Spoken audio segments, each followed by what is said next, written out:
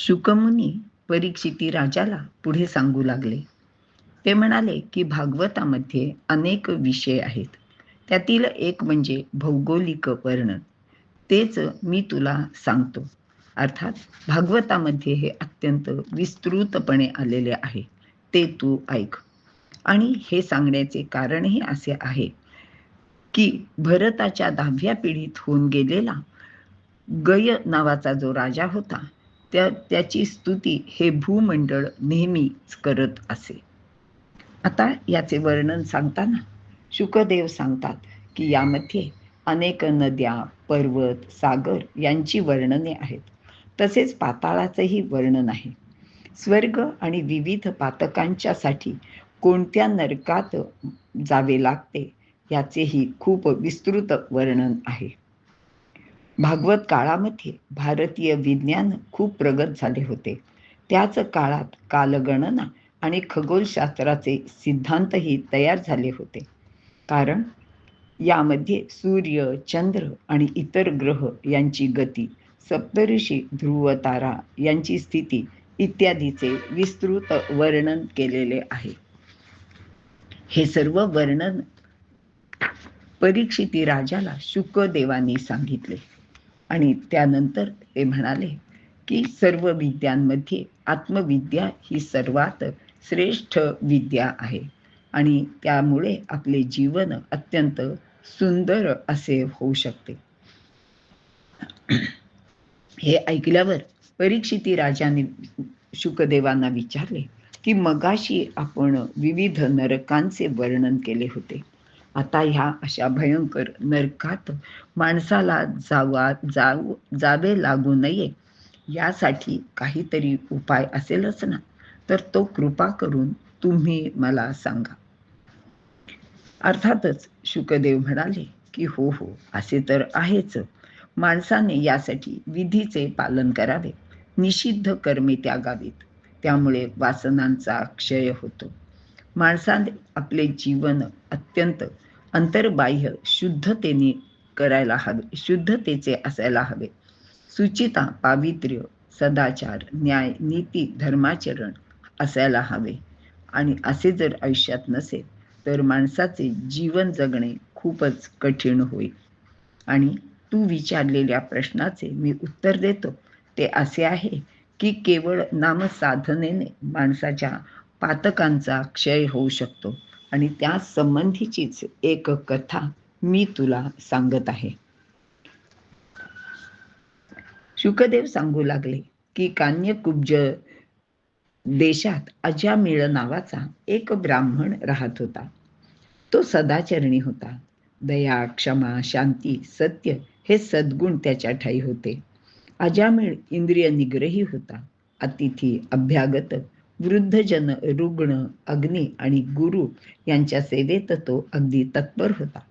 तो सर्वांशी अत्यंत प्रेमभावाने, मित्रभावाने वागत असे. एके दिवशी काय झाले, त्याच्या पित्याने त्याला सांगितले की अरे, जरा समिधा आणि दर्फ फुलं घेऊन ये बरं. आणि ते आणण्यासाठी हा वनात गेला. ते साहित्य घेऊन तो परत येत असताना त्याला वाटेत एक दृश्य दिसले.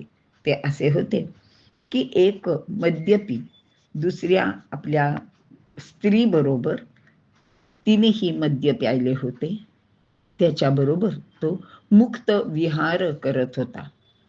ते दृश्य पाहून अजामिळाची भावना चाळवली गेली. तो अत्यंत काममोहित झाला. अजामिळाने आपले स्वैर सुटलेले मन आवरण्याचा पुष्कळ प्रयत्न केला, पण तो अगदी व्यर्थ गेला. अजामिळाला त्या स्त्रीचे आता अगदी वेडच लागले होते. तो आपला धर्ममार्ग सोडून स्वच्छंदीपणाने वागू लागला. त्याने आपल्या मातापित्यांचा आणि सुशील पत्नीचाही त्याग केला आणि तो त्या स्त्रीचा गुलाम होऊन राहू लागला. तिच्या समाधानासाठी त्यांनी आपल्या पित्याचे सर्व द्रव्य उधळून टाकले. त्या स्त्रीपासून अजामिळाला 10 पुत्र झाले. आता त्याचे कुटुंब फार मोठे झाले होते. जवळचे द्रव्य संपले होते आणि आता अजामिळ चोरी, लबाडी, जुलूम, जुगार इत्यादी वाममार्गाला लागला. त्यातून द्रव्य मिळवून कुटुंबाचा निर्वाह करू लागला. दिवसेंदिवस एक एक पाप तो करीत होता. होता होता अजामिळ 80 वर्षाचा वृद्ध झाला. सारे आयुष्य त्याने असे दुराचरणात घालविले होते. मात्र एक गोष्ट होती, त्याच्या 10 पुत्रांमध्ये सर्वात धाकट्या मुलाचे नाव त्याने नारायण असे ठेवले होते. हा मुलगा अजामिळाचा फार लाडका होता. तो जरासा सुद्धा दृष्टीआड झालेला त्याला खपत नसे. त्याच्याशिवाय याला चैनही पडत नसे. त्यामुळेच तो सारखा नारायण नारायण अशी आपल्या पुत्राला हाक मारीत असे आणि त्याच्याच विचारात तो सतत असे. वार्धक्याने अगदी थकून गेलेला अजामिळ आजारी पडला होता. त्याला आपला मृत्यू दिसू लागला होता आणि एके दिवशी यमाचे दूत पाश घेऊन येताना त्याला दिसले. तो खूप भयभीत झाला आणि त्याने नेहमीप्रमाणे आपल्या पुत्राला हाका मारल्या, नारायण नारायण, ये रे बाबा, लवकर ये. मृत्यूशय्येवर शेवटचे क्षण मोजित असलेला हा कोणीतरी नक्कीच विष्णू भक्त आहे असे वाटून विष्णुदूत तिथे धावतच आले. परंतु त्यांनी पाहिले तर त्या अगोदरच यमदूत तेथे आले होते आणि त्यांनी अजामिळाचे प्राण क्रूरपणाने हिसकावून घेत असलेले त्यांनी पाहिले. त्याबरोबर यमदूतांना विष्णुदूतांनी सांगितले की तुम्ही असे करू शकत नाही. यमदूतांना त्याचा राग आला. ते म्हणले की आम्ही यमधर्माच्या आज्ञेप्रमाणे इथे आलो आहोत आणि ती आज्ञा मोडणारे तुम्ही कोण आहात? तेव्हा विष्णुदूतांनी त्यांना सांगितले, तुम्ही असे जसे यमदूत आहात तसेच आम्ही विष्णुदूत आहोत. ह्या अजामिळ ब्राह्मणाने मरणाच्या दारी नारायणाचे नामस्मरण केले आहे. त्यामुळे तुम्ही त्याला यमलोकी नेऊ शकत नाही. आता यमदूतांना काय करावे ते कळले नाही. ते हसायला लागले. ते म्हणाले, अहो काय बोलता तुम्ही? हा ब्राह्मण म्हणजे मूर्तिमंत पाप आहे. उत्तर आयुष्यात ह्यांनी इतकी अनाचार आणि इतकी पाप केली आहेत ते तुम्हाला ठाऊक नसेल कदाचित. आणि अहो त्यांनी नारायण नारायण जे काही म्हटलं ना, ते काही त्यांनी परमेश्वराला हाक मारण्यासाठी म्हटलं नाही, तर तो त्या मुलाच्या नावाने हाका मारत होता. आणि आता असे जर असेल तर नुसतं नारायण नाम घेऊन तो तुमच्याबरोबर येऊ शकत नाही. विष्णुदूत म्हणाले, हे बघा आम्हाला ते काही माहीत नाही, पण असे आहे की मृत्यू समयी त्यांनी परमात्म्याचे स्मरण केले आहे.